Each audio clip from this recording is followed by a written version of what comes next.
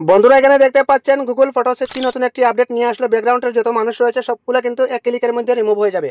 তো আমি প্র্যাকটিক্যাল দেখিয়ে দিচ্ছি আপনাদেরকে। আমি টাচ করে দেবো, রিমুভ হয়ে যাবে। ঠিক আছে, আমি টাচ করে দিলাম, সবগুলো কিন্তু রিমুভ হয়ে গেছে। বাকি একটা দুইটা রয়েছে, সেটাও আমি রিমুভ করতে পারবো। ঠিক আছে, এরকম আমি বর্ডার দিয়ে দিলাম,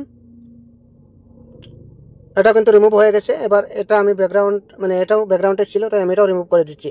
এখানে কোনোগুলো মানুষ নেই, দেখতে পাচ্ছেন সবগুলো কিন্তু রিমুভ হয়ে গেছে। কিভাবে রিমুভ হয়েছে, কিভাবে করেছি, সম্পূর্ণ প্রসেসটা আমি দেখিয়ে দিচ্ছি। তারপর কি করবেন আপনারা, এখান থেকে গুগল ফটোস প্রত্যেকের ফোনে রয়েছে, ফটোসটা ট্যাপ করবেন। ফটোসের উপরে ট্যাপ করে দেওয়ার পর এখান থেকে আপনি একটি ফটো চুজ করে নেবেন আপনার চাহিদা মতো। যে ফটোটার ব্যাকগ্রাউন্ড, আপনি ব্যাকগ্রাউন্ডে যেগুলো মানুষ রয়েছে সেটাকে রিমুভ করতে চান। ঠিক আছে, তো সেই জন্য কিন্তু অবশ্যই আপনাদের একটি ফটো সিলেক্ট করে নিতে হবে। ফটোটা আমি সিলেক্ট করে নিচ্ছি। এখান থেকে আমি একটি ফটো নিয়ে নিলাম। এই ফটোটা আমি নিয়ে নিলাম। এটা কিন্তু আমি ব্যাকগ্রাউন্ডে যেগুলো মানুষ রয়েছে সবগুলো মানুষ আমি রিমুভ করতে চাই, ডিলিট করতে চাই। ঠিক আছে, তো ডিলিট করার জন্য তারপর কি করবেন, অলরেডি তো হয়ে গেছে সিলেক্ট। এবার এডিট নামের অপশনের উপর ট্যাপ করবেন। এবার এখানে দেখতে পারবেন সাজেশন, এটার উপর বাম দিকে একটু টানবেন, টানলে এখানে টুলস নামের অপশনটা পাবেন। টুলসের উপর ট্যাপ করবেন, তারপর একটু উপরে বাম দিকে টানবেন, টানলে এখানে ম্যাজিক ইরেজার দেখতে পাচ্ছেন, এখানের উপর ট্যাপ করবে। এখানের উপর ট্যাপ করতেই আপনাদের অবশ্যই ইন্টারনেট কানেকশনটা থাকতে হবে, তার কারণে ইন্টারনেট একটু ফাস্ট লাগে। তো অবশ্যই আপনাদের তো আজকাল তো আর ইন্টারনেট যে স্লো তেমন কিছু নয়।